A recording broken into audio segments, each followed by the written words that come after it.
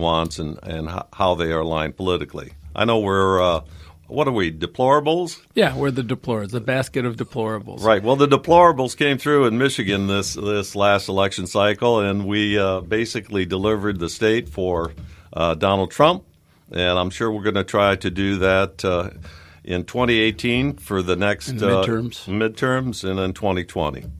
So two comments about union effectiveness right now is I heard Tharon say the other day, how come we're not getting gun manufacturers in this state? You know, we have such machinery skills.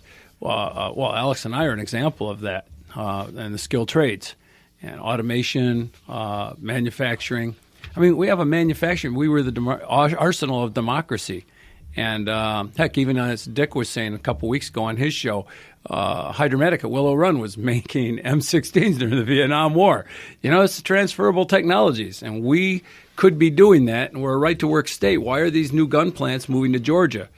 It could be the weather. It just might be the weather. You might have nailed something there. Yeah. Well, we gotta have Al Gore. Can we get some climate change here in Michigan? Brr, I'm too cold. So, and the other thing is carpenters unions. You know, like my father-in-law is a member of the carpenters union. He's been retired for quite a while, and his pension is paid for by the union. So it's very important for them to keep the dues coming in to support. I mean, that's their only support is the incoming dues. It's almost like a pyramid scheme, you know? Well, Ed, I think the problem with unions these days is, especially the UAW, which I'm very familiar with, is there's so much corruption being uncovered right now, and it makes organizing pretty tough when your VPs and their wives. Yeah, and like the internet. Chrysler? Yeah, Chrysler for sure, but you can guarantee the training funds at Ford and GM might be a little suspect too. Well, hopefully there'll be an audit, but we'll wait and see. Yeah. But you can't organize if people reading the papers you're stealing from the members and not giving them good contracts. So yep, we'll wait and see how about that. What can explain the carpenters union? Membership is slightly down, but yet their political spending has jumped 164%. What in the world are they thinking? Do you know where their political spending is going? I don't. No, Do you? The article doesn't say that. See, I'm wondering if it's to influence legislation to protect their union members and their jobs. Like, what do you call it? Prevailing wage. That's very important to these guys, prevailing wage. Like, for instance, my son does work right now, and if he works for a company, and if they get a job that's in a prevailing wage area, man, his income will double, just double, boom, probably more than that. And, that's very important to these guys. And so if that's the kind of political legislation they're pushing for, prevailing wage, it's not exactly right to work. It doesn't fly in the face of right to work, but it does in a sense because you're still pushing the wages up, which was the intent of right to work, was to protect the non-union member. Well, the problem is there's sort of a Jekyll and Hyde sort of political agenda by the unions. I'm guessing the carpenters unions too.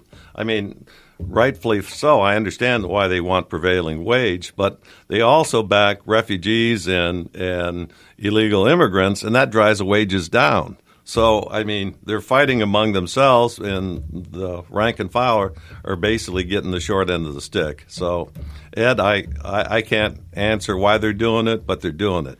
Joe, I want to say two things here. One is you've successfully, as I told Al you would do, successfully turned us away from the topics that we had to speak of when we walked in. You do it every week. I don't mind it at all. That's great. Great talking to you. The second thing is I'm just following the daily drift of the show. I'm supposed to be paying attention to the daily drift, and I am. And I'm not complaining at all. That's great, Joe. Now, the other thing is that a friend of mine, Martin Church, is running for state senate here in the Ypsi area. And he pointed out something to me Wednesday night at our Bible study that of the candidates for the U.S. Senate from the state of Michigan, okay? Of the people that are running for the primaries right now, including Debbie Stabenow, only John James is on the ballot. Nobody else has filed to be on the ballot but John James. I'm amazed. Bob Carr hasn't. Sandy Penciller hasn't. Debbie Stabenow has not. Do you know what's going on there? I don't know. Yeah, they seem to be just waiting towards the tail end of the deadline, and I think James did it the right way. I think you want to get it out there right away. I know Bob has said in the past when he's run, he's filed right on the deadline date, and he kind of thought it was a good thing because he had all the press to himself because he was the only one at the office. But the way I view it is that you want to file early and get the early press. The way I'd say it, I'd say John James went about it the right way to do it this way. I know you're a Bob Carr guy, and Bob Carr is pushing the ag connection that he has. And I was surprised when I was watching Fox the other night. I don't know if it was Tucker Carlson or Martha McCallum or who it was, but the talk was about Michigan and ag votes. And they actually did not mention Bob Carr, which really surprised me. I was looking for his name to be mentioned there, and they were actually mentioning Sandy Penciller in that regard. But that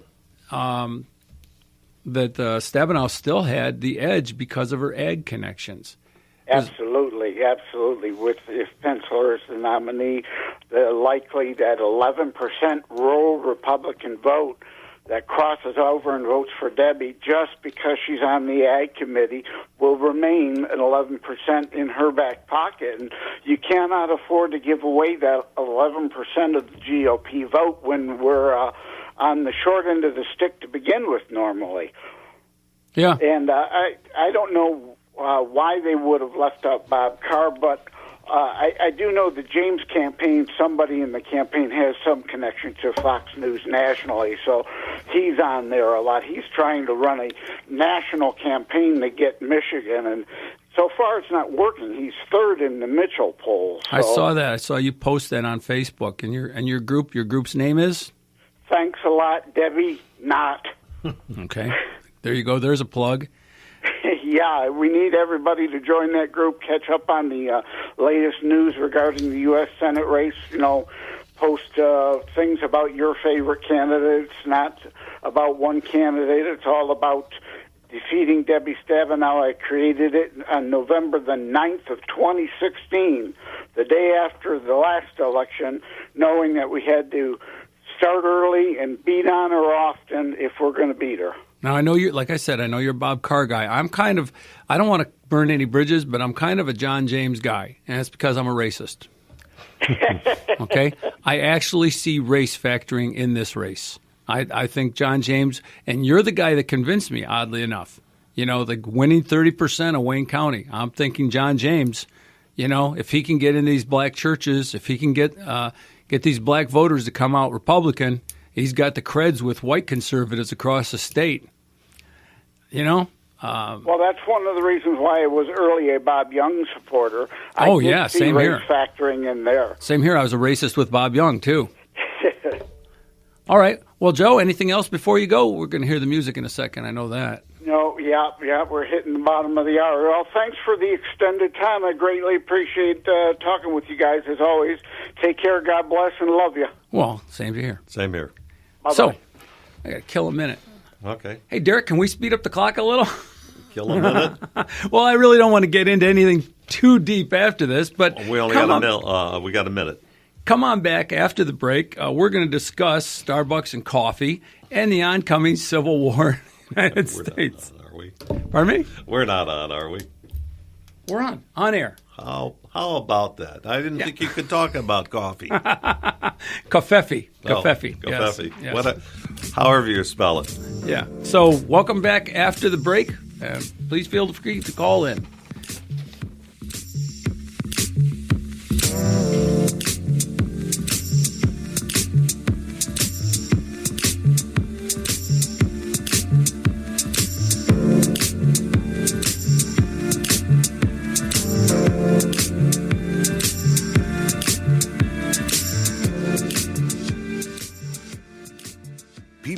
always on the move, driving to work, hauling the kids to practice. How do they keep up to date? They listen to Wham Talk 1600 just like you. If you're a business owner, your message can reach these people wherever their travels take them. People tune to Wham Radio for intelligent conversation with hosts like Joe Pags, Glenn Beck, Fayrone X, and Dana Lesh. And they'll stay tuned for your message as well. Call 734-971-1600 today and advertise your business on Wham Talk 1600 and whamradio.com. Fox News Radio, I'm Carol McHugh. Family, friends, and former presidents crowded into Houston St. Martin's Episcopal Church today to bid a final farewell to Barbara Bush. Presidential historian John Meacham eulogized the former First Lady. She was a point of light.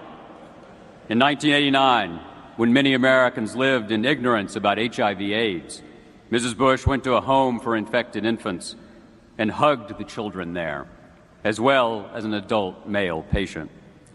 The images sent a powerful message, one of compassion, of love, and of acceptance. Barbara Bush died Tuesday. She was 92. North Korea announces an end to nuclear and missile testing. Lawmakers react. This is fantastic news, a lot of great developments. However, we have to be cautious. We have to keep that strategy up of maximum pressure. New York GOP Congressman Lee Zeldin on Fox. Fox News, we report, you decide.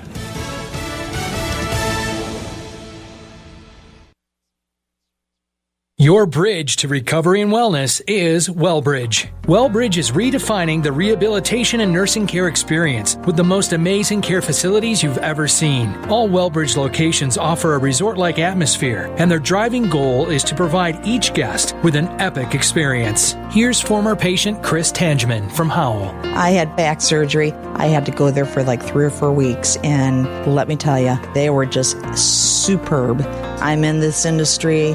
I'm an LPN, and I mean, they're just excellent. The aides, the nurses, everybody. I thought especially that their therapy department was just phenomenal, and I would absolutely recommend WellBridge. For rehabilitation and nursing care, ask for something epic. Ask for WellBridge. In Brighton, Fenton, Novi, and Pinckney. Now looking for talented nurses and certified nurse assistants to join their growing team, WellBridge invites everyone to learn more about them at thewellbridgegroup.com. WellBridge, your bridge to recovery and wellness starts here. Whether you're moving across town or across country, you can always rely on 2 Men in a Truck for home, business, and long-distance moving. 2 Men in a Truck sells boxes and can provide expert advice on packing your valuable items. Need storage? Visit 2 Men in a Truck's new 12,000 square foot climate-regulated facility. Long and short-term options available. 2 Men in a Truck. Dino Drive off Jackson, west of Baker. Call 734-973-6683. 2 Men and a Truck. Movers that care. Are you weary of the snow and ice? Of course you are. It's time to think warm thoughts, embrace spring, and get ready for your best ever season on the links. And we're here to help. Hi, I'm Bill Hobson, the host of Michigan Golf Live, inviting you to tune in every Saturday morning starting May 5th on Wham Talk 1600 as we celebrate the greatest game on earth. It's Michigan Golf Live starting May 5th here on Wham Talk 1600.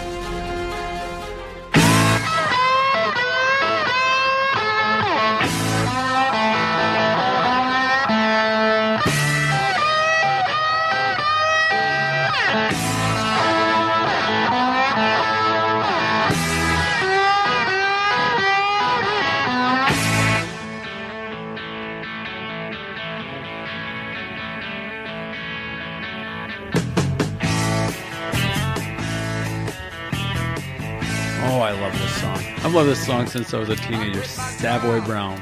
Yeah. Yep, nothing like white boys singing the blues, you know. I like all the old songs. Yeah, yep. WABX went back in the day, you know, standing out in the driveway working on the car listening to this. So, speaking of singing the blues, we had some guys in a coffee shop in a Starbucks. Well, you know, I don't know why anybody wants to go to Starbucks and pay $10 for $4. Yeah. Yeah, there you go. Yeah, exactly. And so these guys were asked to leave because they weren't buying anything. Now, I don't know how you feel about that, but somebody comes into my store and just hangs around and doesn't buy anything and takes up a seat. I don't know enough about what was going on in this situation to know whether or not it was packed and these guys were taking up valuable seating space.